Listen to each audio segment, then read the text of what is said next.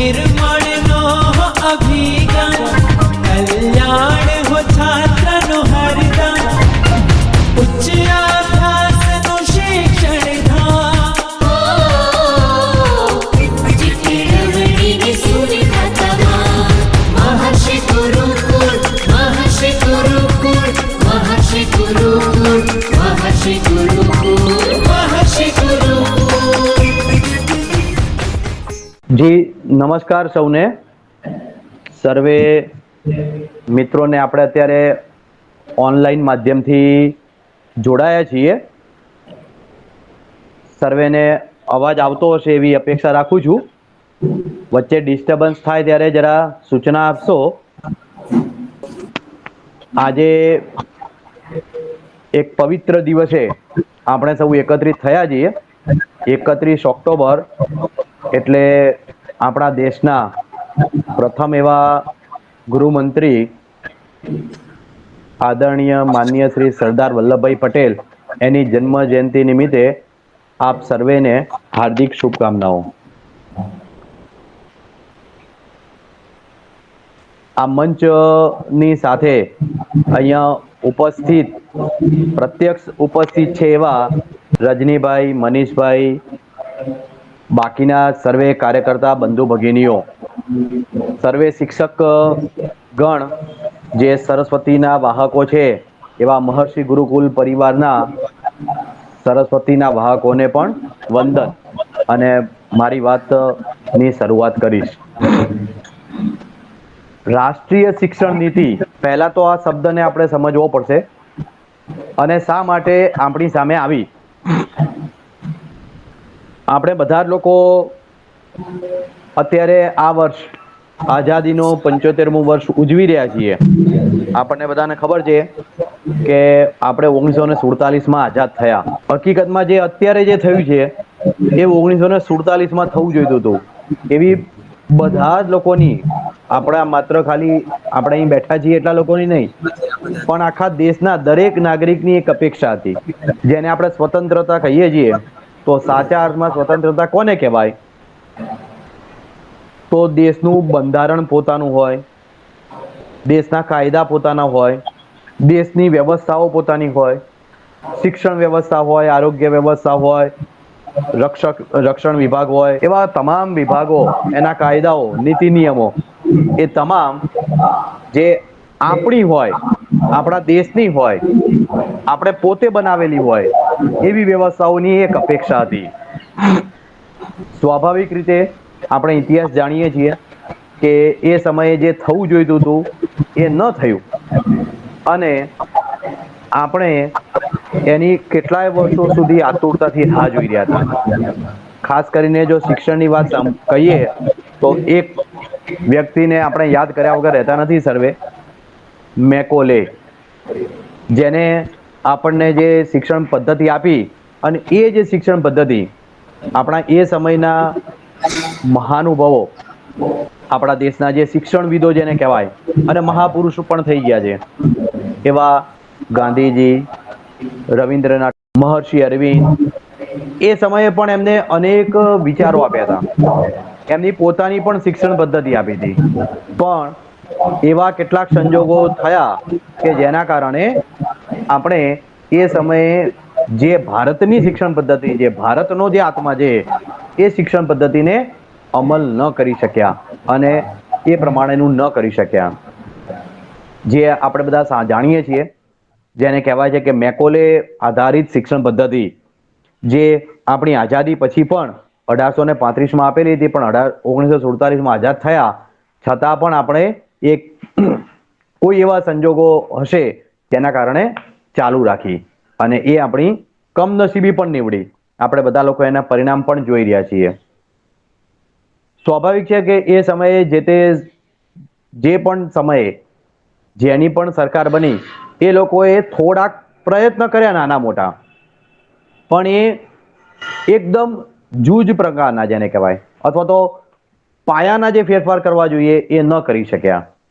જેમ કે 1948માં આપણા જ ઉપરાષ્ટ્રપતિ જે ડૉક્ટર રાધાકૃષ્ણન છે એમના અધ્યક્ષતામાં એક કમિશન નીમવામાં આવ્યું, પણ એ કમિશને મોટાભાગે ઉચ્ચ શિક્ષણ એ સમયે 11મા પછી ઉચ્ચ શિક્ષણ હતું, તો એનો વિચાર થયો, પણ પાયાનો વિચાર જેને પ્રાથમિક માધ્યમિક શિક્ષણ કહીએ એનો કોઈ વિચાર ન કરવામાં આવ્યો એનો. ત્યાર પછી 1952માં મુદાલિયર શિક્ષણ પંચ બનાવવામાં આવ્યું, જેને માત્ર માધ્યમિકનો વિચાર કર્યો અને કેટલાક સુધારાઓ સૂચવ્યા. ત્યાર પછી ધીમે ધીમે ક્રમશઃ ધ્યાનમાં આવતા 1964ની અંદર કોઠારી પંચ નીમવામાં આવ્યું. કોઠારીજી એક શિક્ષણવિદ હતા અને એમને સારા એવા કેટલાક સૂચનો પણ કર્યા.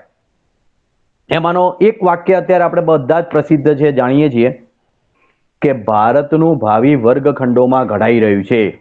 આ એમના સમયમાં આપેલું, આ દૌલતસિંહ કોઠારી એમને આપેલું આ એક વાક્ય હતું. અને એમને શરૂઆતમાં પ્રાથમિક શિક્ષણ એનો વિચાર કર્યો અને ત્યાર પછી એમને ક્રમશઃ જો વિચાર કરવાનો આપ્યો હોત તો ઘણું આપણે સુધારા કરી શક્યા હોત. પણ આપણા દેશની કમનસીબી રહી, એમને માત્ર પ્રાથમિક શિક્ષણ આપ્યું, ત્યાર પછી સીધું જ કોલેજ શિક્ષણનો કેટલાક સુધારા માટે સૂચવ્યું. એટલે વચ્ચેની ખાઈ ગેપ એ રહી ગઈ, એ ન આવી. આપણે જેને કહેવાય ને થાગડ થીગડ પ્રયત્ન કર્યા. 1968માં આપણી પ્રથમ શિક્ષણ નીતિ ઘડવામાં આવી અને 1986માં બીજી શિક્ષણ નીતિ ઘડવામાં આવી. આ બે વચ્ચે 18 વર્ષનો સમયગાળો હતો, 68 અને 86. 86માં જે બની એની પણ કેટલીક મર્યાદાઓ ધ્યાનમાં આવી, કારણ કે 86 પછી આપણે બધા લોકો જાણીએ છીએ, થોડાક ઇતિહાસની અંદર શરૂઆત આપણે સમજી લઈએ એટલે આપણને ધ્યાનમાં આવે કે અત્યારની શિક્ષણ નીતિની કેમ આવશ્યકતા હતી. 86માં આપણને બધાને ખબર છે કે કમ્પ્યુટર યુગની લગભગ શરૂઆત થઈ ચૂકી હતી સમગ્ર વિશ્વની અંદર, અને આપણા દેશમાં પણ એના પડઘા વાગી રહ્યા હતા. અને એ સમયે કેટલીક એવી વસ્તુઓ, ટેકનિકલ બાબતો જે સમાવેશ કરવી જરૂરી હતી, તો ટેકનિકલ બાબતોને સમાવવા માટે 1992માં એ આખી સમગ્ર જે 86ની બીજી શિક્ષણ નીતિ હતી એમાં સંશોધન ફેરફારો કરવામાં આવ્યા, એટલે સંશોધિત સૂચનો કરવામાં આવ્યા. પરંતુ આપણે જાણીએ છીએ કે આ બધી વ્યવસ્થાઓમાં કેટલીક મર્યાદાઓ હોય છે. એટલે નીતિ એ સરકાર બનાવે છે, એટલે શિક્ષણના લોકોને સાથે રાખીને બનાવે છે, અને એનો અમલ જે કરવાનો હોય છે એ સરકાર સ્તરેથી જેના જે ડિપાર્ટમેન્ટ હોય છે, અધિકારીઓ વગેરે એને કરવાના હોય છે. સમયાંતરે ક્રમશઃ સ્વાભાવિક છે, આપણે બધા લોકો જ સમજીએ છીએ શિક્ષણ એ ખૂબ ધીમી પ્રક્રિયા છે, એટલે એક સાથે ફેરફારો ન થાય, એટલા માટે એને ક્રમશઃ ફેરફાર કરવાના થતા હોય છે. અને એ ધીમી પ્રક્રિયા હોવાના કારણે એના પરિણામો પણ લાંબા ગાળે મળતા હોય છે, તાત્કાલિક કોઈ પરિણામ મળતા નથી. પરંતુ જે સૂચનો જે થયા હતા શિક્ષણ નીતિઓમાં એ સમયની, જે શિક્ષણ પંચો, શિક્ષણ નીતિઓ, એમણે જે સૂચનો કર્યા હતા એનો સમગ્રપણે કોઈ એક સૂચન હોય એનો જો અમલ 100% કરવામાં આવે તો એનું પરિણામ લાંબા ગાળે આપણને મળતું હોય છે. પણ એવું ન થઈ શક્યું અને એના પરિણામો અત્યારે વર્તમાનની અંદર આપણે સૌ લોકો જોઈ રહ્યા છીએ. ખાસ કરીને એક મહત્વની બાબત જે છે, જે અત્યાર સુધી નથી થઈ, એ બાબત ઉપર હું તમને ફોકસ કરવા માંગુ છું. અને એ મુદ્દો હતો કે જેટલા પણ શિક્ષણ પંચો, જેટલી પણ શિક્ષણ નીતિ ઘડી એ તમામ એ ટુકડાઓમાં વહેંચાઈ. એટલે કોઈ પંચે માત્ર પ્રાથમિક શિક્ષણનો અભ્યાસ કર્યો, કોઈ પંચે માત્ર માધ્યમિક શિક્ષણનો અભ્યાસ કર્યો, કોઈએ માત્ર હાયર એજ્યુકેશન એટલે કે ઉચ્ચ શિક્ષણનો અભ્યાસ કર્યો. આમ ટુકડાઓમાં અભ્યાસ થયો. પણ સમગ્ર આપણે બધા લોકો અત્યારે અહીંયા જે સામે બેઠા છે, જે લોકો, જે શિક્ષક મિત્રો છે અને સાથે જે ટ્રસ્ટી વ્યવસ્થાપકો, સંચાલકો અને શિક્ષણવિદો જે છે, એ બધા લોકો સમજીએ છીએ કે શિક્ષણ એ ટુકડાઓમાં વહેંચાયેલું નથી. એને સમગ્રપણે જો દેખીએ અને સમગ્રપણે કંઈ ઉપાય કરીએ તો જ એ સાર્થક નીવડે. આપણે બધા જ લોકો એક જુદા જુદા તબક્કામાંથી પસાર થઈએ છીએ, આપણને બધાને અનુભૂતિ છે, એ તબક્કાનો ઉલ્લેખ કરીશું.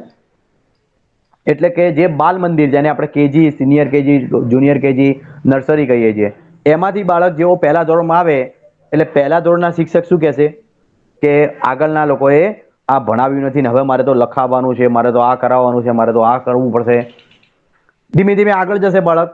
કદાચ આપણે 2 તબક્કા પાડીએ તો 5મા ધોરણમાં આવશે એટલે થોડા વિષયોનો જથ્થો વધશે, વિષયો મોટા થશે.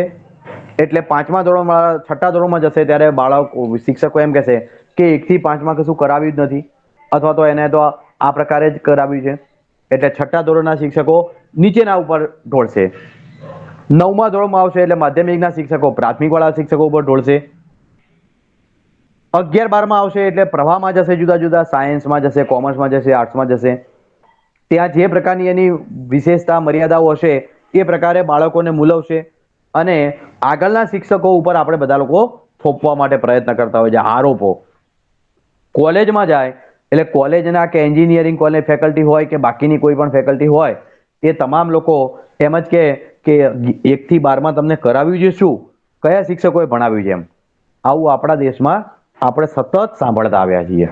અને એનું એકમાત્ર કારણ હતું કે અત્યાર સુધી ટુકડાઓમાં વહેંચાયેલું શિક્ષણ છે. અત્યારે આપણે જે શિક્ષણ નીતિની વાત કરવા બેઠા છીએ ત્યાંની હવે હું શરૂઆત કરીશ. રાષ્ટ્રીય શિક્ષણ નીતિ 2020 એવું નામ આપવામાં આવ્યું. સૌથી પહેલા તો સૌથી એક બીજી વિશેષતા સાથે સાથે હું વિશેષતાઓ પણ કહેતો જઈશ, મુખ્ય જે બાબતો છે શિક્ષણ નીતિની.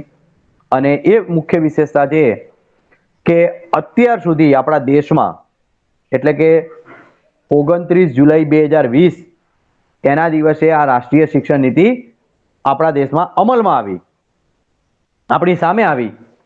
ત્યાં સુધીમાં એની પહેલા આપણું જે રાષ્ટ્રનું જે શિક્ષણનું જે આખું જે વિભાગ છે એના માટેનું એક નામ હતું MHRD.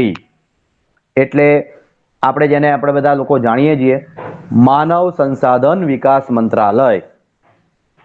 એટલે છે શિક્ષણ વિભાગ અને નામ હતું માનવ સંસાધન. માનવ એક સંસાધન છે જેને આપણે વિકાસ કરવાનો છે. તો આ વ્યાખ્યા પરિભાષા ખોટી છે અને એ બદલી અને એ દિવસથી શિક્ષણ મંત્રાલય આવું નામ આપવામાં આવ્યું. જે સાચા અર્થમાં આપણે 1947માં કરવાનું હતું એ કામ આપણે 29 જુલાઈ 2020ના રોજ કરી શક્યા. તો ત્યાંથી આપણી શરૂઆત થઈ છે. શિક્ષણ મંત્રાલય નામ આપણે આપ્યું છે. એનો એક મુખ્ય બીજી જે વાત છે કે અત્યાર સુધી KG થી PG એ ટુકડાઓમાં વહેંચાયેલું હતું. તો બીજી મુખ્ય વિશેષતા છે KG થી PG સળંગ વિચાર કરવામાં આવ્યો છે. આ આખી સમગ્ર શિક્ષણ નીતિ સૌપ્રથમ એવી છે કે જેમાં સળંગ વિચાર KG થી PG સુધીના વિદ્યાર્થીઓ માટેનો કરવામાં આવેલો છે. એની તમામ બાબતો આની અંદર સૂચવવામાં આવી છે. આ જે શિક્ષણ નીતિ બની છે તાત્કાલિક રાતોરાત નથી બની. અત્યાર સુધીમાં એવું પણ બનેલું છે, અગાઉની જે શિક્ષણ નીતિઓ છે એ કેટલીક એવી શિક્ષણની કમિટી બનાવી દેવામાં આવે, એ લોકો પોતાની એર કન્ડિશન ઓફિસો જે હોય એમાં બેસી એની ચર્ચા વિમર્શ કરી અને એ નીતિને બનાવતા હતા. સૌ પ્રથમ વખત એવું થયું 2017માં આપણે ઈસરો નામ જાણીએ છીએ, આપણું જે સ્પેસ રિસર્ચ સેન્ટર જે છે જેના પૂર્વ ચેરમેન પૂર્વ અધ્યક્ષ ડોક્ટર K કસ્તુરીરંગન જે વૈજ્ઞાનિક પણ છે, સાચા અર્થમાં શિક્ષણવિદ પણ છે, અને એમની અધ્યક્ષતામાં 2017માં એક કમિટી બનાવવામાં આવી. અને એ કમિટીએ 3 વર્ષ સુધી પોતે માત્ર ખાલી એ કમિટીના લોકો જ નહીં પણ ઉપરથી છેક નીચે ગ્રામીણ સ્તર સુધી ભારતનો જે ગામડાનો જે દરેક વ્યક્તિ છે ત્યાં સુધીના દરેકના સૂચનોની એક એમને શૃંખલા સર્જી અને દરેક નાના માણસને પણ સૂચન કરવાની તક આપી. અને વેબસાઇટ ઉપર પણ એક પોર્ટલ મૂકવામાં આવ્યું અને એમાં કોઈ પણ નાગરિક આ દેશનો એ વિદેશમાં બેઠો હોય તો પણ અને અહીં બેઠો હોય તો પણ અને ગામડામાં રહેતો હોય તો પણ એમને એ પોર્ટલ ઉપર સૂચન કરવાની પણ છૂટ આપી. માત્ર પોર્ટલ ઉપર જ નહીં, કારણ કે આપણે બધા જાણીએ છીએ કે આપણા દેશમાં એવો બહુ ઓછો વર્ગ છે કે જે આ બધી વસ્તુનો વેબસાઇટ વગેરેનો ઉપયોગ કરતો હોય. તો પોર્ટલ સિવાય સાથે સાથે કેન્દ્ર સરકારમાંથી રાજ્ય સરકારમાં, રાજ્ય સરકારના જે પણ એકમો છે GCRT અને એમના દ્વારા ડાયેટની અંદર અને ડાયટ દ્વારા નાના નાના ગામડાઓના વિદ્યાર્થીઓ, શિક્ષકો અને સમાજના લોકો એ બધા જ લોકોના મત લેવામાં આવ્યા. આપણને જાણીને નવાઈ લાગશે, કુલ મળીને 2.5 લાખ કરતા વધુ લોકોએ આ શિક્ષણ નીતિ જે બની છે એની અંદર સહભાગ કર્યો છે, એટલે કે પોતાના સૂચનો આપ્યા છે અને એનો ક્યાંક ને ક્યાંક ઓછા વત્તા અંશે સમાવેશ પણ કરવામાં આવ્યો છે. આ સૌથી મોટી વિશેષતા છે કે 2.5 લાખ કરતા વધુ લોકોએ સહભાગ કર્યો છે, સૂચનો કર્યા છે. બીજી વિશેષતા છે 50,000 કરતા વધારે વિદ્યાર્થીઓએ સૂચનો કર્યા છે. ધોરણ પ્રાથમિકના વિદ્યાર્થી હોય, માધ્યમિકના હોય કે કોલેજના હોય, આ તમામ વિદ્યાર્થીઓએ પણ પોતાના સૂચનો, પોતાનો મત આપ્યો છે.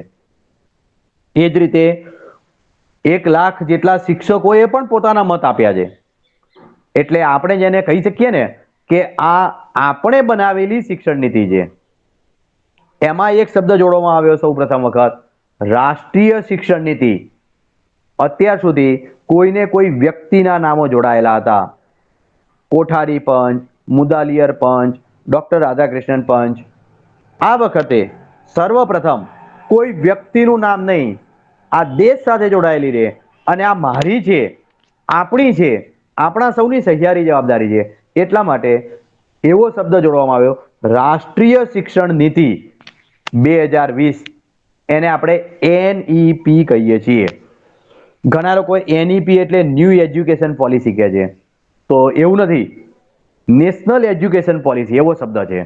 આ પણ આપણે સૌએ ધ્યાનમાં રાખવા જેવું છે બોલતી વખતે પણ. રાષ્ટ્રીય શિક્ષણ નીતિ 2020 છે.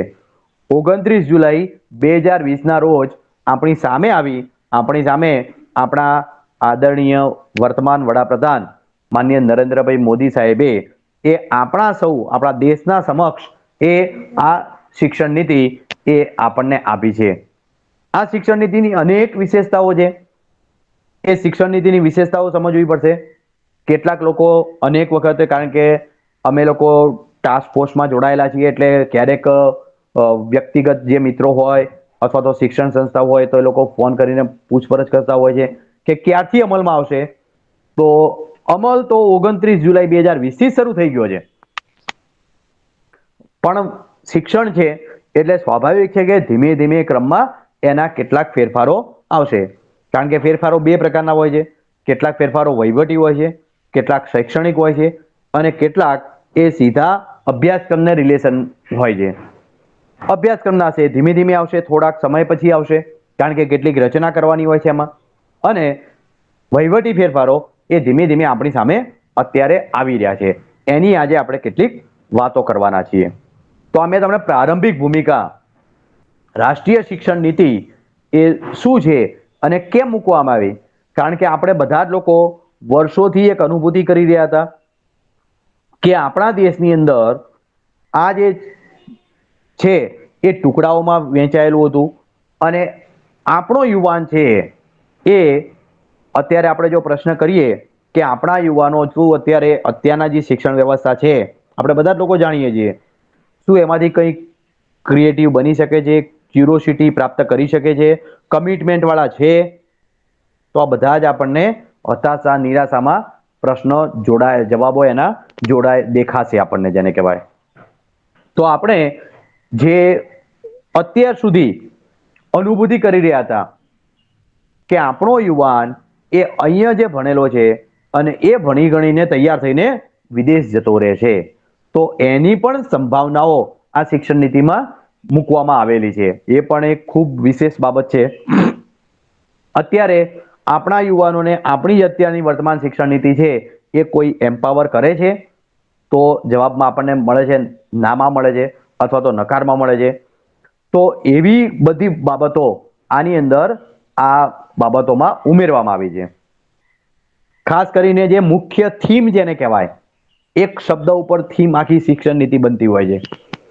1986ની જે થીમ છે એ છે વોટ ટુ થિંક, એટલે તમે શું વિચારો છો. અથવા તો જો મારે કદાચ એને હજી થોડીક સામાન્ય સમજ આપવી હોય તો માહિતીલક્ષી આપણે અત્યારે પ્રશ્ન પેપરો જે પ્રશ્ન પેપરથી જો મૂલવીએ તો અત્યારના જે પ્રશ્ન પેપરો કેવા છે, ખાલી જગ્યા શોધ કોને કરી, આ કોને કર્યું, આ કામ કેમ થયું, આ કેમ થયું, આ બધી બાબતો આવતી હતી. આ જે શિક્ષણ નીતિ જે કરવામાં આવી છે, એ જે શબ્દો ઉપર ભાર મૂકવામાં આવ્યો છે, અને એ જે હાઉ ટુ થિંક, તમે કેવી રીતે વિચારો છો, કેમ વિચારો છો, તો એના માટે તમારે કેટલીક સ્કિલ વિકસાવવી પડશે. અને એમાંની મહત્વની એક સ્કિલ જે શબ્દ વપરાય છે, અને એ છે ક્રિટિકલ થિંકિંગ. એટલે ક્રિટિકલ થિંક જેને કહેવાય.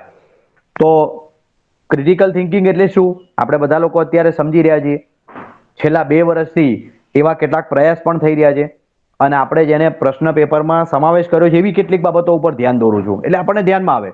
બધી બાબતો નહીં ઉલ્લેખ કરું.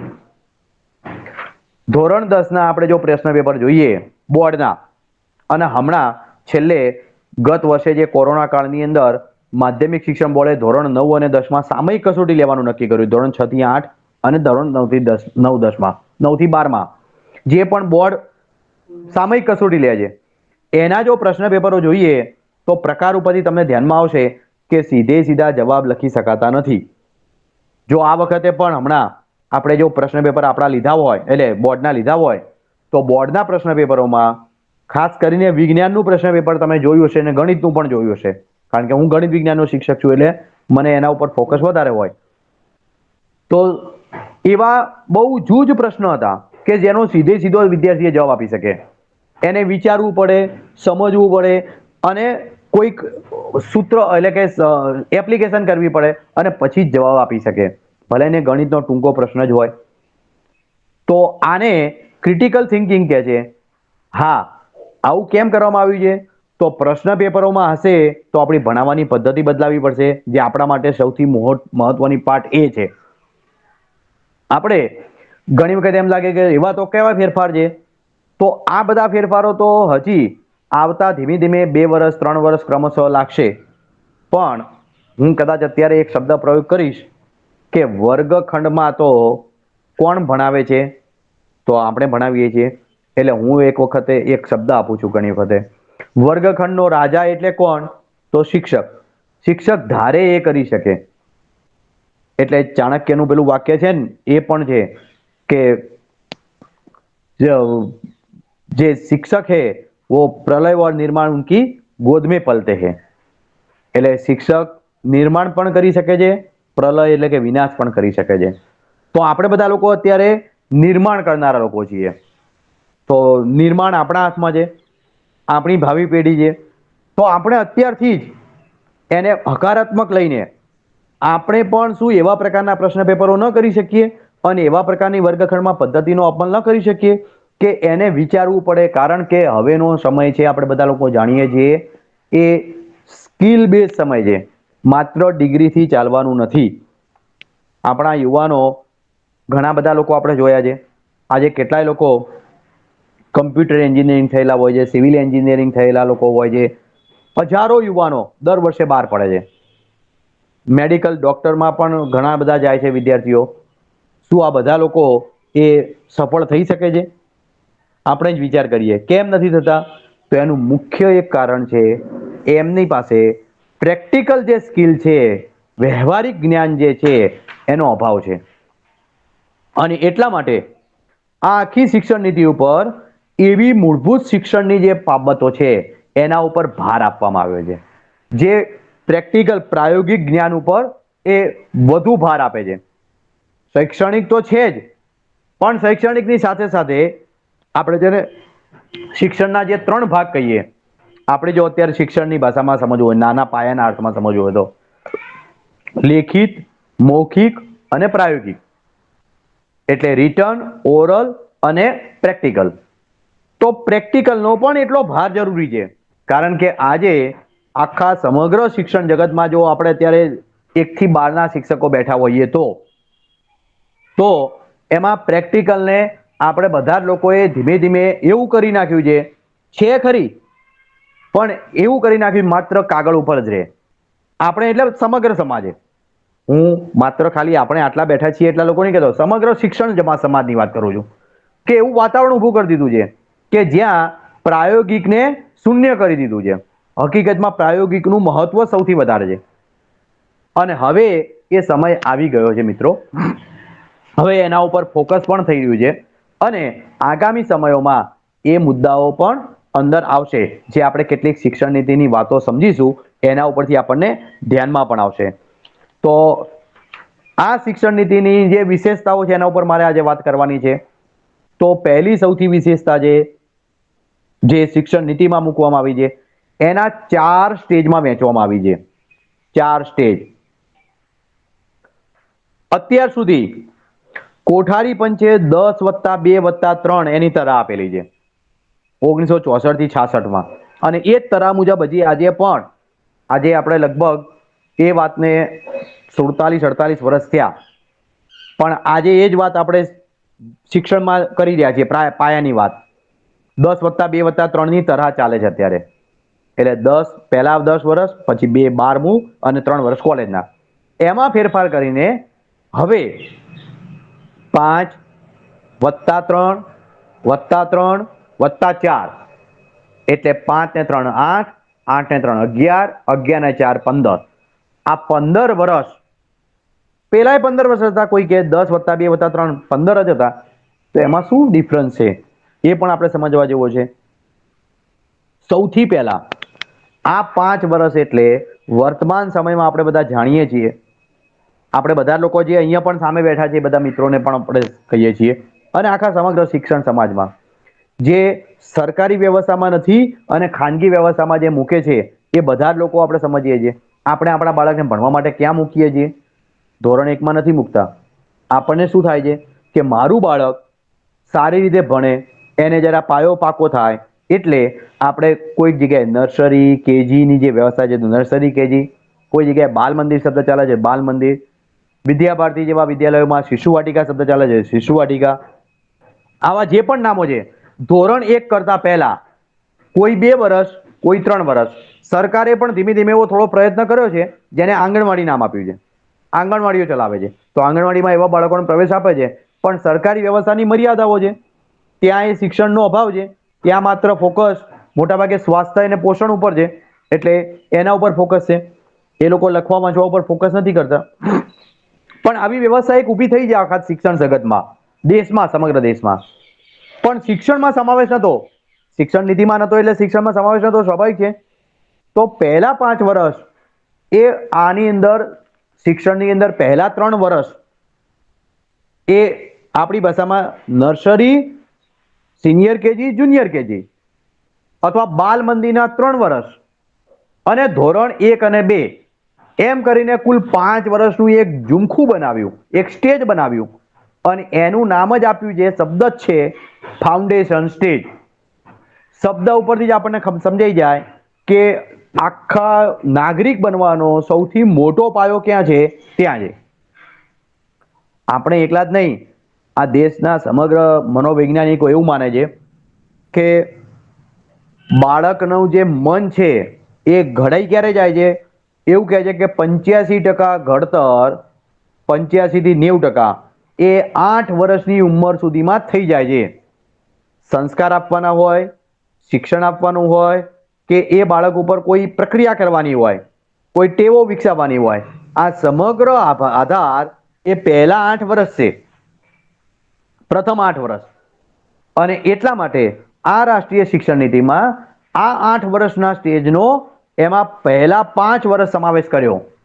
3 થી 8 વર્ષની ઉંમર, 3 વર્ષથી લઈ 8 વર્ષની ઉંમર, એટલે પ્રથમ 5 વર્ષ એ ફાઉન્ડેશન સ્ટેજ એવું નામ આપવામાં આવ્યું. એટલે ઇતિહાસની અંદર આ સૌ પ્રથમ વખતે આપણે જેને કેજીનું શિક્ષણ કહીએ, એટલે સિનિયર કેજી, જુનિયર કેજી અથવા બાલ મંદિર જેને કહીએ, એ સમાવેશ કરવામાં આવ્યો. એની કેટલીક વિશેષતાઓ મૂકી છે કે આ સ્ટેજની અંદર બાળકોને આનંદદાયી શિક્ષણ મળી રહે, રમત દ્વારા શિક્ષણ મળી રહે, વાર્તા દ્વારા શિક્ષણ મળી રહે, ખાસ કરીને માતૃભાષામાં શિક્ષણ મળે, સ્થાનિક ભાષામાં મળે, આવો પણ અંદર મુદ્દો મૂકવામાં આવ્યો છે. ખાસ કરીને બાળકોને રમતા રમતા આવડે, જેને કહેવાય આપણે જેને ફન એન્ડ લર્ન, એટલે રમતા રમતા શીખે. આ પ્રકારની અંદર પદ્ધતિઓ મૂકવામાં આવી છે. અત્યારે માત્ર કેટલાક સૂચનો કર્યા છે. શિક્ષણ નીતિ એ સ્વાભાવિક છે, નીતિ સ્વરૂપમાં હોય અને એને જે તે વિભાગ પોતાના મંત્રાલયો છે એ નીતિમાંથી એના બિંદુઓનું અંદર અર્થઘટન કરી અને નિયમો બનાવશે અથવા તો ઠરાવો કરશે, પરિપત્રો કરશે અને પછી એ પુસ્તક સ્વરૂપમાં પણ આવશે ધીમે ધીમે. તો ખાસ કરીને એમાં 3-4 શબ્દો મૂકવામાં આવે છે: playful learning, activity base learning, fun learning, Discovery base learning. આ નહોતું ક્યારે ડિસ્કવરી એટલે બાળક સંશોધન કરીને પોતાની જાતે કંઈક કરતો થાય. તો આ પ્રકારનું પર્યાવરણ પૂરું પાડવાનું છે ફાઉન્ડેશન સ્ટેજ દરમિયાન. અને કદાચ હું આપણું જે શાસ્ત્ર છે ભારતીય શાસ્ત્ર, શિક્ષણ શાસ્ત્ર જેને કહેવાય, એમાં પણ પંચકોશની વાત કરવામાં આવી છે. જ્યારે આપણે શરીર, મન, બુદ્ધિ, પ્રાણ અને આત્મા, આ પંચકોશ છે. શરીર, મન, બુદ્ધિ, પ્રાણ, આત્મા, આ પંચકોશનો વિકાસ થાય ત્યારે એ પરિપૂર્ણ સર્વાંગીણ વિકાસ જેની સંકલ્પના કહેવામાં આવે છે. તો એ સ્ટેજ પ્રમાણે પણ છે. તો આ સ્ટેજની અંદર અપેક્ષા એવી છે કે શરીરનો વિકાસ થાય એટલે ઇન્દ્રિયોની કેળવણી, જેને આપણે જ્ઞાનેન્દ્રિયો અને કર્મેન્દ્રિયો કહીએ, એની કેળવણી આની અંદર મૂકવામાં આવી છે. એટલે આપણી જ્ઞાનેન્દ્રિયો દ્વારા, કર્મેન્દ્રિયો દ્વારા, એટલે આપણે જેને કહેવાય રમતા રમતા બાળક શીખે, એક્ટિવિટી બેઝથી શીખે જેને કહેવાય, તો એના ઉપર આ સ્ટેજની અંદર ખૂબ ભાર મૂકવામાં આવ્યો છે. એટલે કોઈ મોટા મોટા પુસ્તકો નહીં, પણ એને રમતા રમતા શીખે.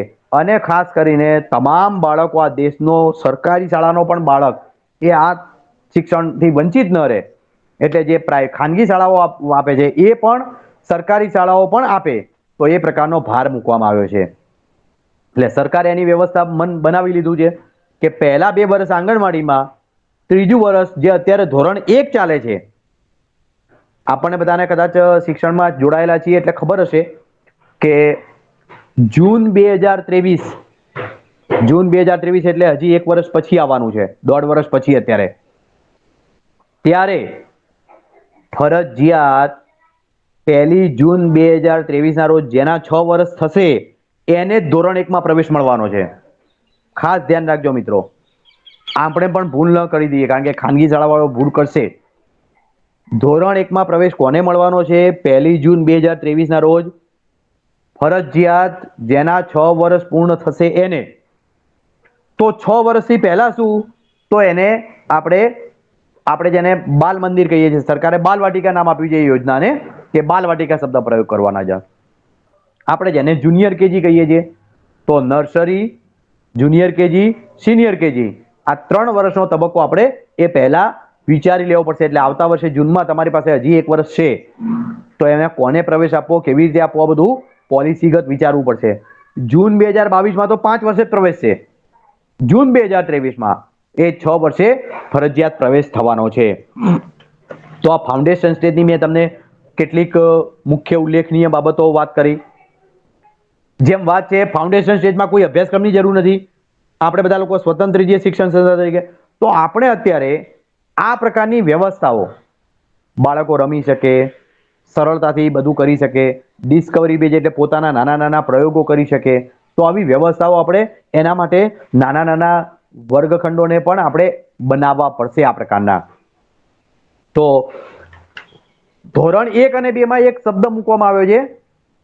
અત્યારે જો આપણે કદાચ શિક્ષણ નીતિની કેટલીક બાબતોથી જો પરિચિત હોઈએ તો આપણે બધા લોકોએ જાણવું જોઈએ. આ ફાઉન્ડેશન સ્ટેજમાં સરકારે અત્યારે એક અમલ કરવાની શરૂઆત કરી દીધી છે. એને એક નામ પણ આપ્યું છે, આપણે બધા લોકો જો પરિચિત હોય, ECCE એટલે કે અર્લી ચાઇલ્ડહુડ કેર એજ્યુકેશન. એટલે બાળકોનું, નાના બાળકોનું, એટલે જે શાળા શિક્ષણ છે એ પહેલાના બાળકો, નાના બાળકો, શિશુ અવસ્થા જેને કહેવાય, એનું શિક્ષણ, એના માટે એક ECCE બનાવ્યું છે.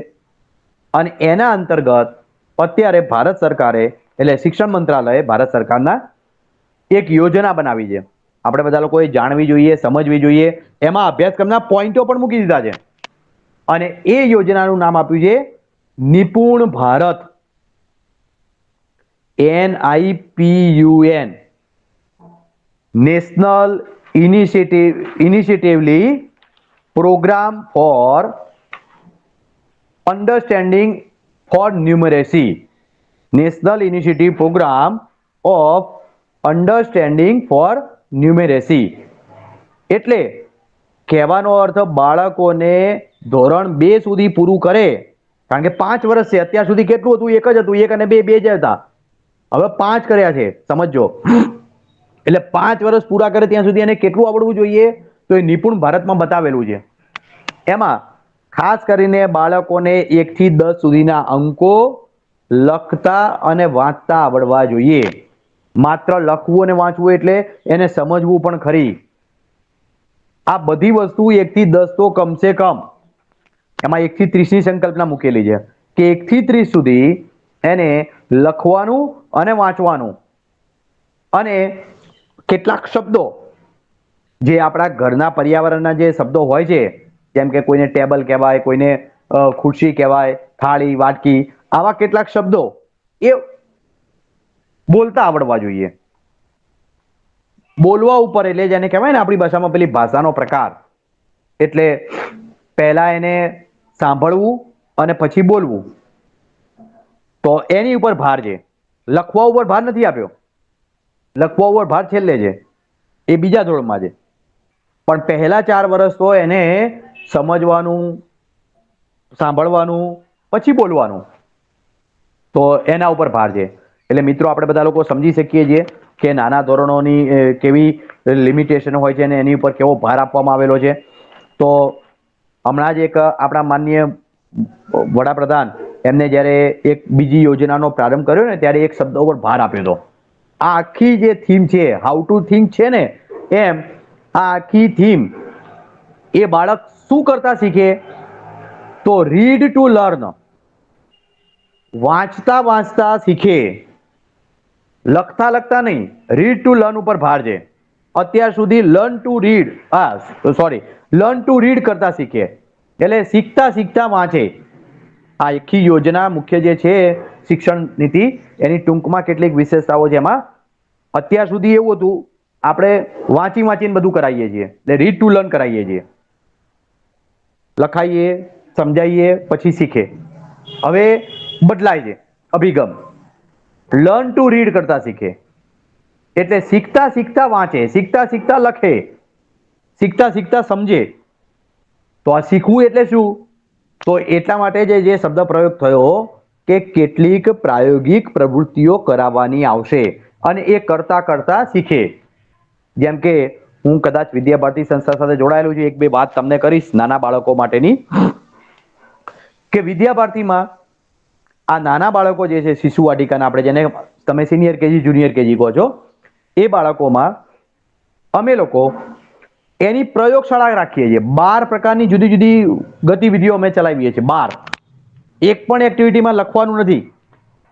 12 એક્ટિવિટી, કલાશાળા પણ છે, પ્રયોગશાળા પણ છે, ઘરશાળા પણ છે, મંદિર પણ છે, હિન્દુ પરિવાર પણ છે. આવી 12 જુદી જુદી ગતિવિધિઓ છે. એમાં બધા ઉપર ફોકસ શું છે? તો દાખલા તરીકે વિજ્ઞાન પ્રયોગશાળાની 1-2 વાત કરીશ કે બાળકોને આ મીઠું છે, આ ખાંડ છે, એની ઓળખ કેવી રીતે કરાવવાની? બતાવીને નહીં, પણ મીઠું બતાવ્યું હોય પછી મીઠાને અંદર પાણીમાં ઓગાળવાનું અને બાળકોને ચખાડવાનું. ચલો કેવો સ્વાદ લાગ્યો? તો કે ખારો લાગે છે. ખાંડ ઓગાળી, ખાંડ, આવા કેટલાક નાના નાના પ્રયોગો બનાવેલા છે વિદ્યાભારતીના લોકોએ, અને એવા પ્રયોગો દ્વારા બાળકોને સમજાવવાનું, તો એને સમજ આવે. લખાવાનું કોઈ જગ્યાએ નથી, વાંચવાનું પણ અત્યારે નથી, માત્ર એને સમજ ઉપર ભાર છે. તો આવો ભાર પણ આપણે જુદા જુદા નાના નાના પ્રયોગો બધી સંસ્થા કરતી હોય છે, તો એવા પ્રયોગો કરવા પડશે. ખાસ કરીને બીજું જે સ્ટેજ છે, મેં અત્યારે પહેલા 5 વર્ષનું સ્ટેજ સમજાવ્યું, જેને ફાઉન્ડેશન સ્ટેજ નામ આપ્યું છે. 3 થી 8 વર્ષની ઉંમરનો તબક્કો કહેવામાં આવે છે. 3 વર્ષ કેજીના છે, 2 વર્ષ ધોરણ 1 અને 2 છે. હવે બીજો તબક્કો છે, નાનો તબક્કો છે, 3 થી 5, જેનું નામ છે પ્રિપેરેટરી સ્ટેજ. એટલે પ્રાથમિક અવસ્થા છે, એની પહેલાની અવસ્થા પ્રિપેરેટરી. પ્રાથમિક અવસ્થા કરતા પહેલાની અવસ્થા જેને કહેવામાં આવે, અને એ 3 વર્ષનો તબક્કો છે. ધોરણ 3 થી 5 છે, 8 થી 10 વર્ષની ઉંમર છે. એમાં ખાસ કરીને પહેલા ઉપર મેં તમને કીધું હતું એમ આપણા પંચકોષાત્મકમાં શારીરિક ઉપર વિકાસ ઉપર ભાર હતો, શરીરનો વિકાસ થાય. આ બીજો જે તબક્કો છે એ માનસિક વિકાસ ઉપર ભાર છે, મન ઉપર ભાર છે કે માનસિક વિકાસ થવો જોઈએ બાળકનો. શારીરિકની જો શારીરિક માત્ર અલગથી નહીં, શારીરિક તો છે જ, પણ માનસિક પણ પેરેલલ એનો વિકાસ. એટલે એવું નથી બુદ્ધિ વિકાસ ન થવો જોઈએ, એ તો થાય જ, પણ એ કેટલીક એક્ટિવિટીઓ એ પ્રકારની આવશે કે માનસિક વિકાસ એનો વધુ થાય આ તબક્કામાં. તમે અત્યારે પણ જોજો આપણા બાળકો જે હશે એ કોઈ શિક્ષક કોઈ વસ્તુ મંગાવશે કે ભાઈ ચોક લઈ આવજે ખાલી જગ્યાએથી ઓફિસમાંથી, તો એક નહીં દોડે, 3-4 બાળકો દોડશે. તમે એક વસ્તુ મંગાવી નથી તો કોઈ કહેશે ભાઈ કાગળ આપજો, તો 4 બાળકો ફાડશે. તો આ એનો બુદ્ધિ વિકાસ હજી નથી થયો. એને બી નથી ખબર પડતી મને એકને કીધું છે કે મારે બધા લોકો કરે છે, સાથે કરે છે, પણ મનની કેળવણી થવી.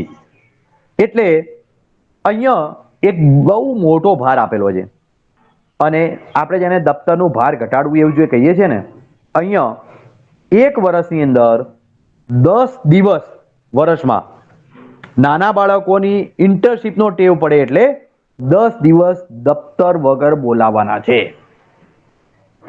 તમને આ વાત ખૂબ નાની લાગતી હશે, પણ ધીમે ધીમે વિચાર કરજો, ખૂબ મોટી બાબત છે. આ સુધીના ઇતિહાસમાં એવું ક્યારે બન્યું છે કે શિક્ષણમાં આપણે દફતર વગર બોલાવીએ છીએ? હા, પર્યટન લઈ જઈએ, પ્રવાસ લઈ જઈએ, એ દફતર વગર છે. પણ પ્રવાસ લઈ જવું એ તો યોજનાબદ્ધ આપણે કોઈને કોઈ કાર્યક્રમો કરીએ. આમાં પ્રવાસની વાત નથી, પર્યટનની વાત પણ નથી, પણ એવી કેટલીક એક્ટિવિટીઓ આપણે કરવી પડશે કે જે દફતર વગર વિદ્યાલયમાં બોલાવવાના થશે. એટલે એવા કોઈ દિવસો નક્કી થશે, હજી યોજનાઓ હવે બનશે, પણ આ આપણે જાતે કરી શકીએ એમ છે. હું જે બોલું છું વિશેષતાઓ એવી છે કે આપણે કેટલીક પ્રાઇવેટ ખાનગી સંસ્થા તરીકે આપણે અમલ કરી શકીએ. બધા દિવાળી પછીના સત્રથી પણ આપણે કરી શકીએ. હા, એના માટે શિક્ષકોએ ખૂબ મહેનત કેવી કરવી પડશે, લેસન કેવું કરવું પડશે. દફતર વગર બોલાવવા એટલે કેટલી બધી મહેનત પડે. વિચાર કરી જુઓ, 6 કલાક 5 કલાક બાળકને રાખવાના છે દફતર વગર, તો કેટલું કામ કરવું પડશે. એવી કઈ કઈ એક્ટિવિટીઓ કરાવીશું, એવી કઈ કઈ રમતો રમાડીશું, એવું શું શું કરાવીશું કે જેથી બાળકોને આપણે સક્રિય રાખી શકીએ.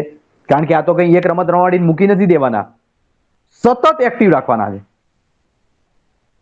એટલે આ ખૂબ ચેલેન્જિંગ કામ છે દફતર વગર બોલાવવા. પુસ્તકોનો ભાર તો ઘટવાનો જ છે, પણ ખાસ કરીને દફતર વગર બોલાવવા એની ઉપર મુખ્ય ભાર છે. થોડો સ્વ અધ્યયન તરફ બાળક જાય એવા પણ પ્રયાસો, સ્વ અધ્યયન પોતાની જાતે કંઈક કરે એવી એક્ટિવિટીઓ પણ આવશે. અહીં સુધી માતૃભાષામાં શિક્ષણ અથવા તો સ્થાનિક ભાષામાં શિક્ષણ એનો પણ આગ્રહ રાખવામાં આવેલો છે. એટલે ક્યારેક કેટલાક લોકો પૂછે કે શું અંગ્રેજી માધ્યમને બંધ કરી દેવાની? એવું નથી, એ તો ચાલુ જ રહેશે, પણ માતૃભાષાને તમારે શીખવાડવી, માતૃભાષાનો આગ્રહ, માતૃભાષાને તમારે સમજાવી, અને એમાં તમારે કેટલીક એક્ટિવિટીઓ બાળકોને કરાવી. એટલે અહીંયા સૌથી વધારે ભાર એ પ્રવૃત્તિલક્ષી શિક્ષણ, જેને આપણે પ્રાયોગિક શિક્ષણ કહીએ, અનુભવજન્ય શિક્ષણ, એટલે બાળકોને અનુભૂતિ કરાવવાની. નાની નાની જે પ્રવૃત્તિઓ હોય એની અનુભૂતિ કરાવવાની, અને જાતે શીખે, જાતે કંઈક કરે, આવો પ્રયાસ આપણે સૌએ કરવાનો છે. તો આ પ્રિપરેટરી સ્ટેજ હતું. પહેલો 5 વર્ષનો તબક્કો, બીજો 3 વર્ષનો, એટલે કુલ 8 વર્ષ થયા. ત્રીજો તબક્કો એટલે મિડલ સ્ટેજ જેને કહેવામાં આવે છે. મિડલ સ્ટેજ એટલે ધોરણ 6 થી 8, મિડલ સ્ટેજ નામ આપવામાં આવ્યું છે. ધોરણ 6 થી 8 3 વર્ષનો આ પણ તબક્કો છે. 11 થી 14 વર્ષની ઉંમરના બાળકો છે, જેમાં 3 થી 4 મુખ્ય વિશેષતાઓ મૂકેલી છે.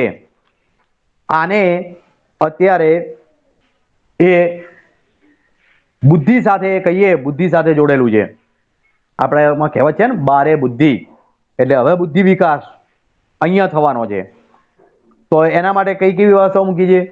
તો આપણે બધા લોકોએ સાંભળેલું છે કે વ્યવસાયિક કુશળતાઓ માટે અભ્યાસક્રમ મૂકવામાં આવશે.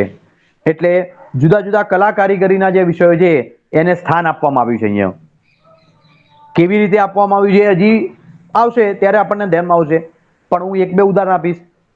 આજકાલ આપણને બધાને ખબર છે કે આપણે પ્લમ્બર, કોઈ સારો પ્લમ્બર શોધવો હોય તો કેટલી મુશ્કેલી આવે છે. આપણા ગામનગરની જ વાત કરીએ તો કોઈ સારો ઇલેક્ટ્રિશિયન શોધવો હોય તો કેટલી મુશ્કેલી છે.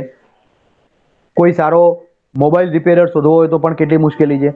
હા, એવરેજ જો તમને કંઈ કામ કરાવવું હોય તો બધું મળી રહે છે. સુથારી કામ ગણો, પ્લમ્બિંગ કામ ગણો, ઇલેક્ટ્રિક કામ ગણો. એનું કારણ શું છે કે આજ સુધી આ બધા વ્યવસાયોને આપણે ગણ્યા જ નથી, વ્યવસાય જેવું માન્યું જ નથી, અને કારીગરોને પણ આપણે એવી અવહેલના કરી છે કે જેને કહેવાય ને કે એને માન સન્માનથી જોયા નથી. પણ આજે પણ તમે જુઓ, આપણા ત્યાં પંખો એક રિપેર કરવા વાળો આવે, એક પંખો કે એસી કે કંઈ બગડ્યું છે, એ કોઈ તો આવીને તરત જ તમને કહેશે કે આ ખાલી જગ્યા બગડ્યું છે અને એના આટલો ચાર્જ થશે, વસ્તુ આટલા 50 રૂપિયાની 100 રૂપિયાની થશે, મારો ચાર્જ 300 રૂપિયા 400 રૂપિયા થશે, 500 રૂપિયા જેવી સિટી. તો 500-600 રૂપિયા લઈને સરળ જતો રહેશે, અડધો કલાકમાં તો જતો રહેશે. તો આવી કારીગરી, હવે એ તમે જો વિચાર કરો કે તમારા ત્યાં આવીને 400-500 રૂપિયા લઈ ગયો હોય, એવા દિવસમાં 3-4 કામ કરે તો 2-3 હજાર રૂપિયા તો સરળતાથી કમાય છે. અને અત્યારે આપણે બધા લોકો જે બેઠા છીએ એ એનો પગારનો જો વિચાર કરીએ તો આપણે વિચાર કરશું કે આપણે કેટલું કમાઈએ છીએ. એટલે આપણે સારા છીએ કે એ સારો છે? આવકમાં કોણ સારું છે? જો આપણે પૈસાની રીતે મૂલવતા હોઈએ. હા, સ્વાભાવિક છે કેટલીક બીજી મર્યાદાઓ છે, એટલે એને આપણે ચર્ચા નથી કરતા અત્યારે, પણ એક સમજવા માટે. તો આવા વ્યવસાયોને પણ સ્થાન મળે, સન્માન મળે, એટલા માટે અત્યારથી ધોરણ 6 થી એ કારીગરી વ્યવસ્થાને પણ સ્થાન, શિક્ષણમાં સ્થાન. એટલે કરવું પડશે શું? કદાચ તો મોટો ઉલ્લેખ કરું છું, એવું કોઈ હજી નક્કર યોજના નથી બની, પણ એક બે બિંદુ આના ઉપર ધ્યાનમાં આવે. દાખલા તરીકે આપણું મહર્ષિ વિદ્યાલય છે, તો એ ત્યાં હળવદમાં છે, તો ત્યાં તમારી ઇન્ડસ્ટ્રીયલ એરિયા પણ છે. તો તમને ત્યાં થાય કે આવી આપણા ત્યાં ઇન્ડસ્ટ્રીઝમાં આ 3-4 લોકોની જરૂર છે, આવા કારીગરો ભવિષ્યમાં જોઈશે, તો એવા કોર્સ આપણે આની સાથે ભણાવવાના. સંસ્થા નક્કી કરશે કે ભાઈ આ 3 પ્રકારના કારીગરોની જરૂર છે કે 5 પ્રકારના કારીગરોની, તો એની આપણે વર્ગખંડની એક વ્યવસ્થા પણ ઊભી કરવી પડશે, જેમાં બધી સાધન સામગ્રી હોય. તો ભણાવશે કોણ? તો ત્યાંથી જે પણ સંસ્થામાંથી આપણે કોઈ એવી ઇન્ડસ્ટ્રીઝ હોય, એના કોઈ નિષ્ણાત હોય, એને એપોઇન્ટ કરવાના, અને કોઈ આપણા જ વિદ્યાલયનો જે સમયગાળો ચાલતો હોય એમાં સમયગાળામાં નક્કી કરવાનું કે ભાઈ એક અડધો કલાકનો કે 45 મિનિટનો પિરિયડ લેવા માટે એ લોકો આવે શીખવાડવા માટે. 6, 7, 8 છે તો ક્રમશઃ 3 તબક્કામાં આવે, એક 6માં ભણાવે, એક 7માં ભણાવે, એક 8માં ભણાવે. અને જુદા જુદા પ્રકારના 3 લોકો આવ્યા, એનો ચોક્કસ સમયગાળો રાખવામાં આવશે કે વર્ષની અંદર 40 પિરિયડ કે 30 પિરિયડ એ ભણાવવાનું. એમને પ્રેક્ટિકલ સીધું શીખવાડવાનું કે આનું કેવું શું થઈ શકે, આના અંતર્ગત કેવી રીતે વિકસાવી શકાય. એનો અભ્યાસક્રમને બધું જ પણ આવશે, પણ આ મોટો ઉલ્લેખ કરું છું કે ભાઈ તમે કોઈ પ્લમ્બર, ઇલેક્ટ્રિશિયન બધા નક્કી કર્યા તો પ્લમ્બિંગનું વ્યવસ્થા રાખવાની વર્ગખંડમાં, એકમાં ઇલેક્ટ્રિશિયનની રાખવાની, અને એ લોકો આવીને ત્યાં બાળકોને બધું નાનું મોટું કામ શીખવાડે, ફિટિંગ કરતા, બધું રિપેરિંગ કરતા, એ બધું શીખવાડે, સમજાવે બાળકોને. તો એનાથી 2 પ્રકારના કામ થવાના છે. એક તો આપણો કે બધા બાળકો આપણે જાણીએ છીએ કે ધોરણ 10 પછી ભણતા પણ નથી, ધોરણ 12 પછી પણ ઉઠી જાય, કેટલાક કોલેજ પણ કરીને અધૂરા રહી જાય છે. તો એવા લોકોને આ વ્યવસાયમાં જે પણ નાની મોટી વસ્તુ શીખ્યા છે તો એમાં જવાની એક પોતાનો સ્વભાવ બનશે, જેને કહેવાય. અને એનાથી સારા કારીગરો પ્રાપ્ત થશે, દેશને સારી વસ્તુઓ પ્રાપ્ત થશે. અને બીજો મુદ્દો કે બાળપણથી જ્યારે એ લોકોને જોશે તો એ વ્યવસાય પ્રત્યે પણ માન સન્માન થશે. આ બંને પ્રકારે એની અંદર સમાવેશ કરેલો છે. તો વ્યવસાયિક કુશળતાઓ માટે ઇન્ટર્નશીપની વ્યવસ્થા, આમાં પણ વર્ષમાં 15 દિવસ 10 દિવસ ઇન્ટર્નશીપ ગોઠવવાની એવું પણ નક્કી થયેલું છે. વ્યવસાયિક કોર્સ તો ચલાવવાના, પણ એને ઇન્ટર્નશીપ કરાવવાની, એટલે ત્યાં કોઈ જગ્યાએ ઉદ્યોગમાં લઈ જઈને 2 દિવસ રાખવાના, 3 દિવસ રાખવાના, આવું પણ કરવાનું. બીજી બાબત છે, મહત્વની બાબત છે, આપણો યુવાધન જે અત્યારે કમ્પ્યુટર એન્જિનિયરિંગ થયેલો વ્યક્તિ એ વિદેશ જવા માટે તરત જ તૈયાર થઈ જાય. જેનું કારણ છે આપણા બાળકોને અત્યારે તમે જોજો, આપણા બાળકો 12મા પછી જાય ને ત્યારે જ કરી અને કમ્પ્યુટર એન્જિનિયરિંગમાં જાય ત્યારે પહેલું વર્ષ તો કોમન હોય, ત્યારે એને ખબર પડે કે કમ્પ્યુટરમાં શું આવે છે, સોફ્ટવેર કોને કહેવાય, હાર્ડવેર કોને કહેવાય, એની અંદરની શું વસ્તુઓ છે.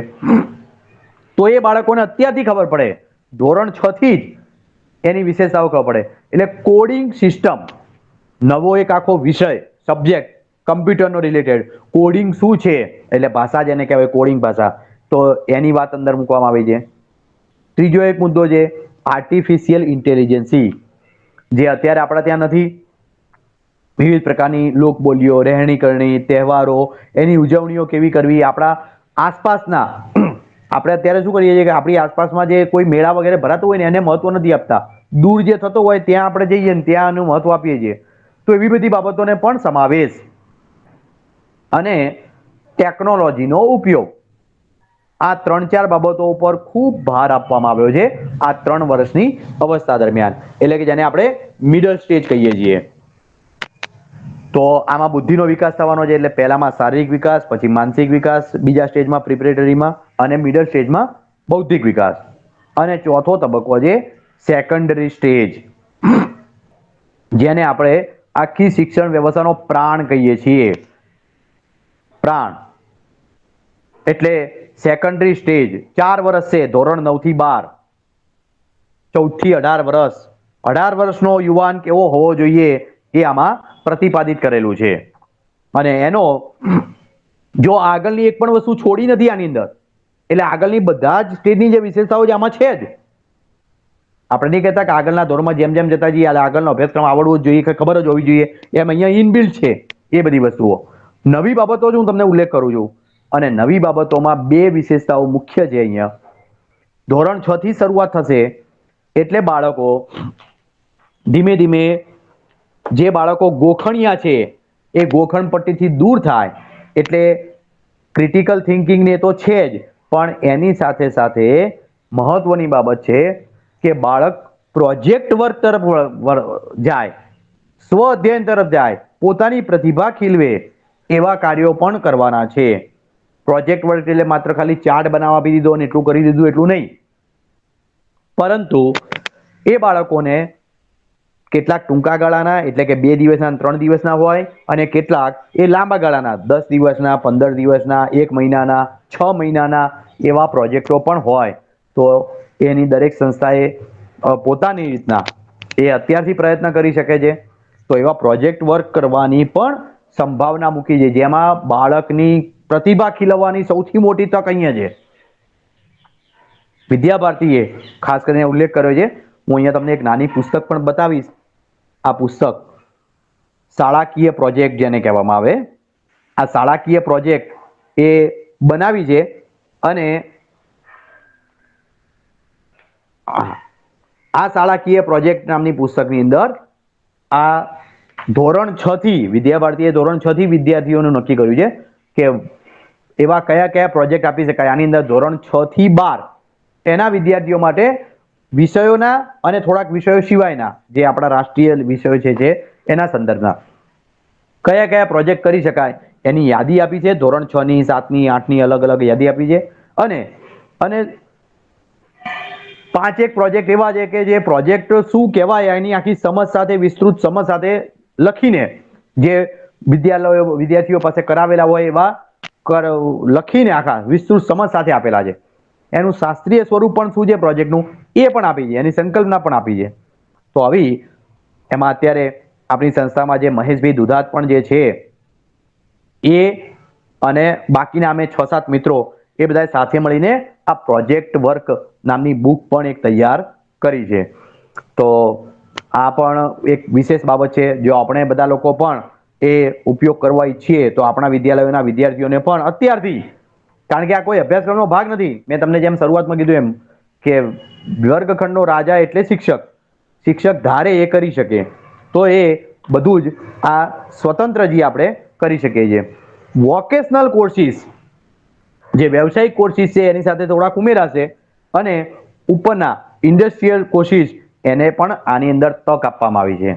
અને ત્રીજી મોટી વિશેષતા આપણે બધા લોકોએ સાંભળેલું હશે ક્યાંક બેરું બવડું, કે પ્રવાહ વ્યવસ્થા ખતમ કરવામાં આવશે. પ્રવાહ વ્યવસ્થા એટલે હવે સાયન્સ, કોમર્સ, આર્ટ્સ આ બધું નહીં રહે. સ્વાભાવિક છે એ વસ્તુ પણ ખતમ કરવામાં આવશે. હા, એમાં વિકલ્પો કદાચ આપવામાં આવશે કે કદાચ જેઓ અગાઉના જે જૂના શિક્ષકો છે કોઈને ખબર છે કે પહેલા એવા જૂથ પાડી દીધા હતા કે આ જૂથમાંથી તમારો વિષય પસંદ કરવાનો. તો એમાં એવું આવશે એક કોમર્સનો, એક આર્ટ્સનો, એક સાયન્સનો વિષય, બીજા જૂથમાં એવી રીતના હશે, જુદા જુદા જૂથમાંથી તમે વિષય પસંદ કરી શકો. તો એવી જૂથ પસંદગી, જેથી પ્રવાહ ચોક્કસ નહીં, આ વિજ્ઞાન પ્રવાહનો વિદ્યાર્થી, આ આર્ટ્સનો વિદ્યાર્થી એવું પણ ઈચ્છી શકશે કોઈ વિદ્યાર્થી કે હું ગુજરાતી રાખું તો એની સાથે મારે સંગીત શીખવું છે તો પણ શીખી શકું, અને કેમિસ્ટ્રી શીખવું છે તો પણ શીખી શકું. કોઈ ફિઝિક્સ વાળો વિદ્યાર્થી જે એવું પણ કરી શકે મારે ચિત્ર શીખવું છે તો ફિઝિક્સની જોડે ચિત્ર પણ શીખી શકું. કેવી રીતે આવશે હજી થોડું શક્ય દેખાય છે, પણ એમાં આ પ્રકારની વ્યવસ્થાઓ આવશે. ખાસ કરીને 4 સ્ટેજ આપણે વાત કરી. ફાઉન્ડેશન સ્ટેજ 3 થી 8 વર્ષની ઉંમર અને પહેલા 5 વર્ષ. બીજું સ્ટેજ એટલે પ્રિપરેટરી સ્ટેજ એટલે ધોરણ 3 થી 5 અને 6 થી 8 વર્ષની ઉંમર. ત્રીજું સ્ટેજ એટલે મિડલ સ્ટેજ, જેને ધોરણ 6 થી 8 કહેવામાં આવે અને 11 થી 14 વર્ષની ઉંમર. અને 14 થી 18 વર્ષની ઉંમર એટલે છેલ્લું સ્ટેજ એટલે સેકન્ડરી સ્ટેજ. અને અહીંથી જે 18 વર્ષનો જે યુવાન બનશે એ કેવો બનશે એ આપણે વ્યાખ્યા અગાઉ સમજી ચૂક્યા છીએ કે આપણા યુવાનની અંદર અનેક એવી બાબતો એ મગજમાં ફોપાઈ ગયેલી છે. અને હવે કોલેજમાં જ્યારે પ્રવેશ મેળવવાનો આવશે એ પહેલાની એક વાત કરી લઉં, મૂલ્યાંકનની, એટલે પરિણામ.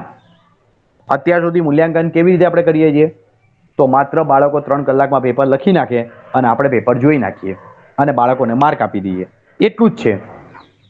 હવે એમાં કેટલીક બાબતોનો ઉમેરો પણ થયો છે. એને 360 ડિગ્રી એસેસમેન્ટ કહેવામાં આવે છે. 360 એસેસમેન્ટ એટલે 360 એટલે ત્રણેય પ્રકારનું મૂલ્યાંકન. અત્યાર સુધી માત્ર શિક્ષક જ મૂલ્યાંકન કરે છે, જેને આપણે સમાજ મૂલ્યાંકન, સમાજ દ્વારા મૂલ્યાંકન કહીએ છીએ. હવે એના સિવાય વિદ્યાર્થીએ પોતે પણ મૂલ્યાંકન કરવાનું, સ્વ મૂલ્યાંકન કરવાનું. વિદ્યાર્થીનું પરસ્પર મૂલ્યાંકન એટલે સહ વિદ્યાર્થી હોય એના દ્વારા પણ મૂલ્યાંકન થશે. અને ત્રીજું પોતાના શિક્ષક દ્વારા પણ મૂલ્યાંકન થશે. આ ત્રણેય પ્રકારનું મૂલ્યાંકન અને એનો ગોલ કેવો છે, એ કેવો વિદ્યાર્થી છે એ ફલિત થશે. એટલે એની ઘણી બધી બાબતો એ ધીમે ધીમે આવશે, એમ આપણા ધ્યાનમાં આવશે.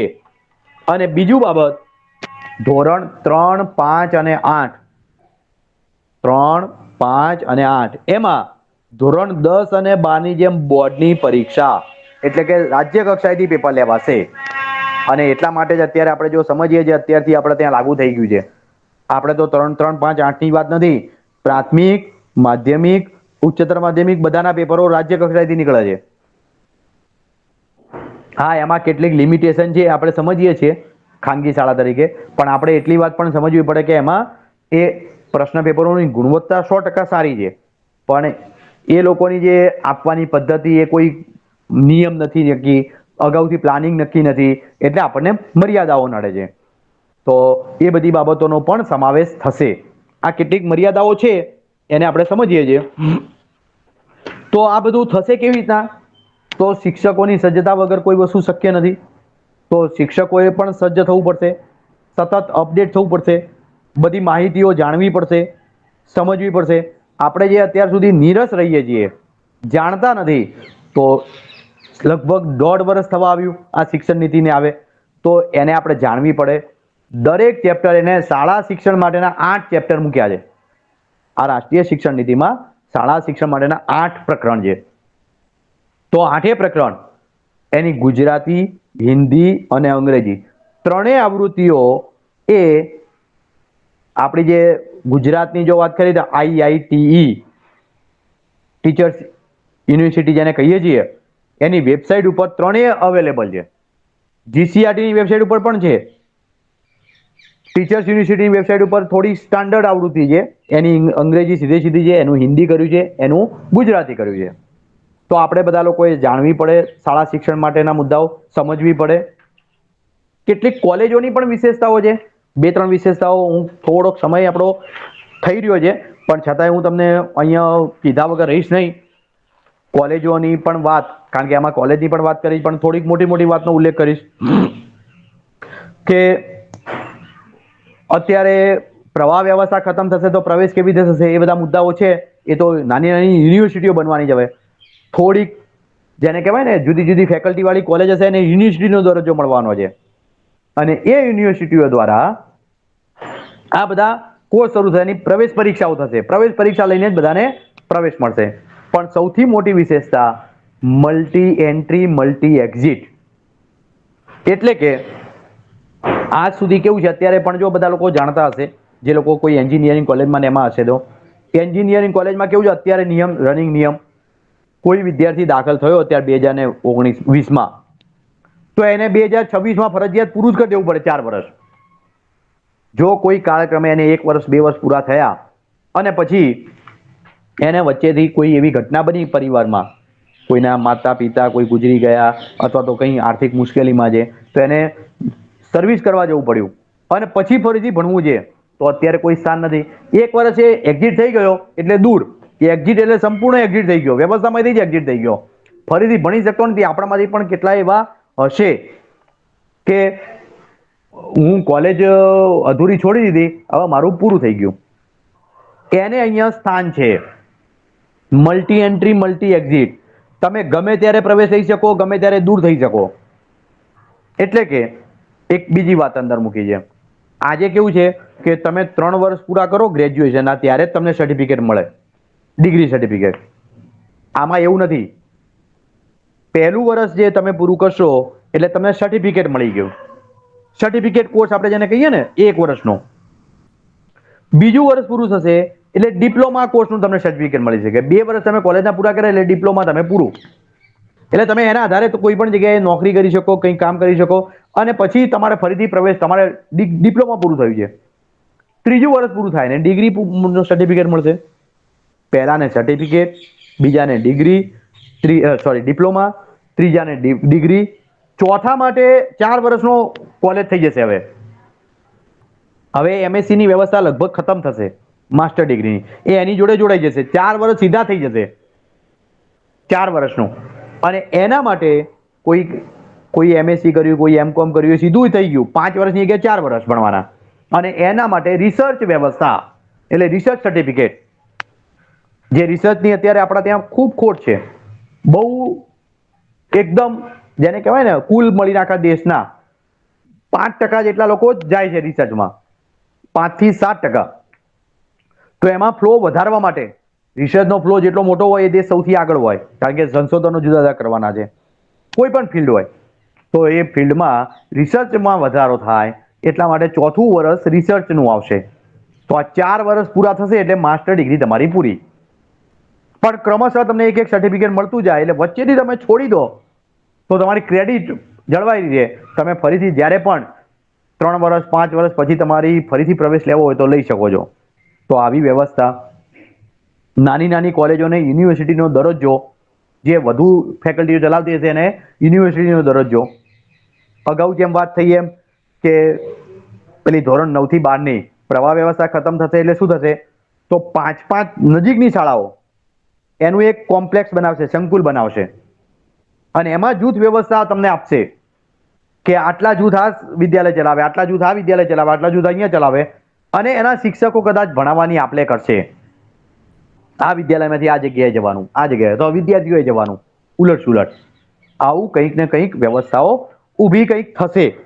100% હું હજી નથી કહેતો, પણ આવી વ્યવસ્થાઓ આવશે એવી સંભાવનાઓ છે. આવી હજી પણ હાયર એજ્યુકેશનમાં અનેક સંભાવનાઓ છે, અનેક મોટી નવી નવી વ્યવસ્થાઓ ઊભી કરેલી છે. પણ આ 2 મુખ્ય વિશેષતાઓ મેં તમને કીધી, મલ્ટી એન્ટ્રી મલ્ટી એક્ઝિટ, અને ખાસ કરીને જુદા જુદા દરેક સ્ટેજ પ્રમાણે એ વ્યવસ્થા, કોર્સની સર્ટિફિકેટ મળશે એટલે આપણે આગળ ભણવું હોય તો ભણી શકીશું. એક બીજી વસ્તુ, સમગ્ર શિક્ષણ નીતિ એ સ્વાભાવિક છે કે આટલું બધું ફેરફારો કરવાના છે તો એ આર્થિક રીતે પણ વિચાર કરવો પડે. અને એક અત્યારે જેનો સમય પાકી ગયો છે આપણા દેશમાં, જેમ કે આપણે જો સમજીએ વહીવટી વ્યવસ્થા આખા દેશની જો કરવી હોય તો એના માટે આપણે જે તે સમયે બંધારણમાં IAS બનાવ્યા. પોલીસ ખાતાની અંદર આઈપીએસ છે, ફોરેસ્ટ ખાતામાં આઈએફએસ છે. તો શિક્ષણ ખાતામાં શું? અત્યારે શિક્ષણ ખાતું સંભાળે જ કોણ? તો બધા આઈએસ જ સંભાળે છે. તો એવી એક સંભાવના પણ મૂકવામાં આવી છે, આઈઈએસ, ઇન્ડિયન એજ્યુકેશન સર્વિસ. એ પણ સંભાવના છે. આઈઈએસ એટલે કે એવી એડમિનિસ્ટ્રેટિવ પોસ્ટ માટે પણ આવી નિયુક્તિઓ કરવામાં આવશે, એટલે કે એવી વ્યવસ્થા ઊભી કરવામાં આવશે આખી આઈએએસ ના સમકક્ષ જ. આઈઆઈટી અને આઈઆઈએમ ની પણ ગુણવત્તાઓ વિશે વિચાર કરવામાં આવેલો છે. આવી અનેક બાબતો હાયર લેવલે પણ બધી વિચાર કરેલો છે. અને આર્થિક બાબતોમાં પણ અત્યારે આપણો જે જીડીપીનો કુલ જે ખર્ચ છે એના 6% ખર્ચ એ શિક્ષણ પાછળ કરવામાં આવશે. આજ સુધીના ઇતિહાસમાં કદાચ કોઈ દેશે પણ નથી કરેલો એવું આ શિક્ષણ નીતિમાં અંદર ક્લોઝ મૂકેલો છે કે કુલ જીડીપીના 6% જેટલો ખર્ચ એ શિક્ષણ પાછળ કરવામાં આવશે. અને અનેક દેશોએ, અમેરિકા જેવું આટલું સક્ષમ દેશ છે તો પણ 6% નથી કરતું ખર્ચ, અને આપણા દેશમાં આ ખર્ચની જોગવાઈ પણ મૂકવામાં આવી છે.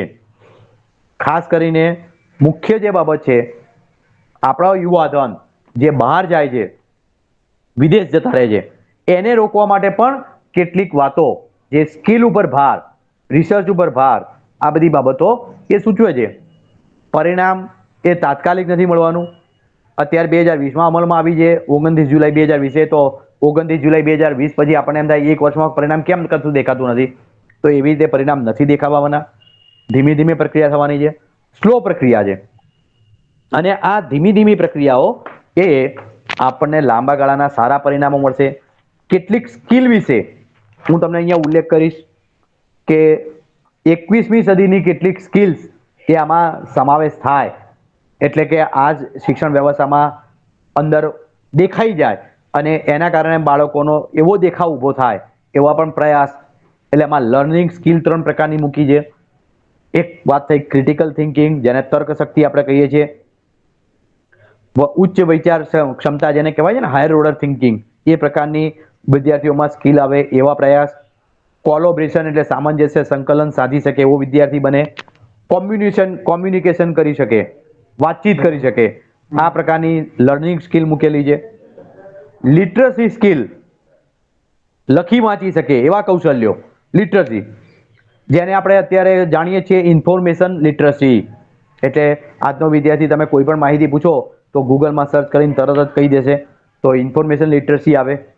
મીડિયા લિટરસી, આજકાલ આજે નથી શબ્દ, મીડિયા લિટરસી એટલે જે વિવિધ પ્રકારના સમાચાર પ્રવાહો ચાલે છે તો એની પણ સ્કિલ વિકસે. અને ટેકનોલોજી લિટરસી, ટેકનોલોજીની અંદર એક કુશળતા પ્રાપ્ત કરે, આવી લિટરસી સ્કિલ મૂકેલી છે. લાઈફ સ્કિલ, કારણ કે ભારતીય જીવન પદ્ધતિ આપણે સમજીએ છીએ કે જીવન કૌશલ્ય ઉપર ભાર મૂકે છે શિક્ષણની અંદર. તો લાઈફ સ્કિલમાં પણ એક છે ફ્લેક્સિબિલિટી ને એડેપ્ટેબિલિટી, એટલે કે આપણી ભાષામાં વ્યવહારિકતા, લવચિકતા એવો ગુજરાતી શબ્દ છે, પણ વ્યવહારિકતા એને કહેવાય. અને ગ્રહણ શક્તિ, જે અત્યારે સૌથી ઓછી છે. ગ્રહણ શક્તિ નથી, કોઈ વાંચ્યું હોય, આપણે ફકરો આખો વાંચીને નથી સંક્ષેપીકરણ કરવાનું હતું, તો એ ગ્રહણ શક્તિ. તો ગ્રહણ શક્તિ બાળકમાં વિકસે એવો પ્રયાસ કરવામાં આવશે. લીડરશિપ અને રિસ્પોન્સિબિલિટી, જે આજકાલ રિસ્પોન્સિબિલિટી, કોઈ પણ જવાબદારી લેવી હોય તો આપણે ના પાડી દઈએ છીએ. નેતૃત્વ શક્તિ ખીલે એવા પ્રયાસ કરવામાં આવશે. તો એવી અંદર એક્ટિવિટીઓ મૂકવામાં આવશે. લીડરશિપ અને રિસ્પોન્સિબિલિટી લેતો થાય બાળક. ઇનિશિયેટિવ એન્ડ સેલ્ફ ડાયરેક્શન, પોતાની જાતે દિશા નક્કી કરે, પોતાની જાતે ભણી શકે, પોતાની જાતે સમજી શકે એવી, જેને ઇનિશિયેટિવ એન્ડ સેલ્ફ ડાયરેક્શન એટલે સ્વ સ્વીકૃતિ ને સ્વ દિશા નક્કી કરવી પોતાની જાતે. અને ચોથી જે social and cross culture interaction, એટલે આંતર સામાજિક સંબંધો, જે આપણે જેને રહેણી કરણી કહીએ, તહેવારો કહીએ, લોકબોલી કહીએ, વિવિધ મેળાઓ કહીએ, એ પણ બાળકોને ધ્યાનમાં આવે, સમજે, આ પ્રકારના પ્રયાસો આ શિક્ષણ નીતિમાં કરવામાં આવેલા છે. અને હું કેટલીક વાતો જે ખાસ કરીને આ બધી બાબતો કોઈ જીઆર થી નથી આવવાની નથી, એને વીઆર થી આપણે લેવી પડશે. GR એટલે આપણે બધા સમજીએ છીએ કે પરિપત્રોની રાહ જોવાની જરૂર નથી. આપણે બધા જ લોકો વી આર ઓલ ટીચર એનાથી કરવાની છે. એટલે આપણે બધા લોકોએ સામૂહિક રીતે જે પણ શિક્ષકો છે એનાથી કરવાની છે. કોઈ પણ શિક્ષણ નીતિ ગમે તેવી હોય પણ એની સફળતાનો આધાર શિક્ષકો છે. એટલે શિક્ષકો જે પ્રકારે લેશે, એટલે મેં તમને જેમ કીધું એમ કે જે પ્રકારની સ્કિલ વિકસાવવા માંગીએ છીએ એ પ્રકારની વર્ગખંડમાં પદ્ધતિ હવે આપણે વિકસાવવી પડશે. એ પ્રકારની પદ્ધતિઓ આપણે વિકસાવવી પડશે, વર્ગખંડમાં એને અપનાવવી પડશે. અને વર્ગખંડમાં કરાવીશું એ જ વસ્તુ પરીક્ષામાં પણ આપણે સમાવેશ કરવીશું. તો મને લાગે છે કે ઘણી બધી બાબતો એની અંદર આપણે નવું કંઈક કરી શકીશું. કેટલાક અર્ધસત્યો સમાજમાં ચાલે છે પણ એના તરફ આપણે દોરાવાનું નથી. સારી બાબતો છે, સ્ટ્રેન્થન બાબતો જ. કારણ કે કોઈ પણ નીતિ બને અથવા કોઈ પણ સમાજમાં કોઈ કાર્ય કરવામાં આવે તો એને આપણે SWOT એટલે સ્ટ્રેન્થ, વીકનેસ, ઓપોર્ચ્યુનિટી અને થ્રેટ એટલે પડકારો, આ બધા બાબતોથી મુલતવી છે.